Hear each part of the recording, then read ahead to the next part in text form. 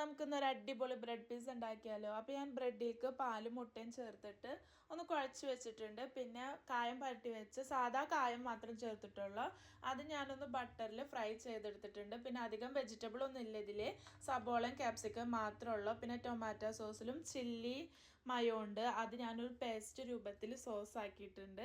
പിന്നെ നമ്മളൊരു ചൂടായ പാനിലേക്ക് ബട്ടർ ഒഴിച്ചിട്ട് നമ്മൾ ഈ ആദ്യം കലർത്തി വെച്ചിട്ടുണ്ടായിരുന്ന ബ്രെഡ് നല്ലപോലെ സ്പ്രെഡ് ചെയ്ത് കൊടുക്കുക. മറിച്ചിടുമ്പോൾ പൊട്ടാതെ ആക്കണം. ഞാൻ പൊട്ടാതെ വേറെ പാനൊക്കെ വെച്ചിട്ടാണ് ഞാൻ മറിച്ചിട്ടത്. പിന്നെ നമ്മൾ ആ സോസ് നല്ലപോലെ സ്പ്രെഡ് ചെയ്ത് കൊടുക്കണം, എല്ലാ ഇടത്തിലേക്കും എത്തണം.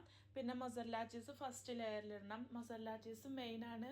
പിസ്സ എന്ന് പറയുമ്പോൾ കഴിഞ്ഞാൽ അടിപൊളി ടേസ്റ്റ് ആ ഒരു മൊസറല്ല ചീസിലല്ലേ നമുക്ക് കിട്ടുക. അപ്പം അത്യാവശ്യം നമ്മൾ അതിൽ ആഡ് ചെയ്ത് കൊടുക്കണം. പിന്നെ നമ്മൾ ഫില്ല് ചെയ്യാണ്. ആ ബാക്കിയുള്ള എല്ലാതും ഒഴിച്ചു കൊടുത്തിട്ട് വീണ്ടും ഞാൻ മൊസറല്ല ചീസ് ഇട്ടിട്ട് കുറച്ച് ചില്ലി ഫ്ലേക്സും കൂടി തൂക്കി കൊടുക്കണം കേട്ടോ. അപ്പോഴാണ് അതിൻ്റെ ആ ഒരു ഫുൾ ഫിനിഷിങ് കിട്ടുള്ളൂ. പിന്നെ ലോ ഫ്ലെയിമിൽ വെച്ചിട്ട് ആ ചീസൊക്കെ ഒന്ന് മെൽറ്റാണ് വരെ നമ്മളൊന്ന് കുക്ക് ചെയ്തെടുക്കണം. നല്ല പോലെ നമ്മൾ അത് സ്പ്രെഡ് ചെയ്ത് കൊടുക്കണം കേട്ടോ.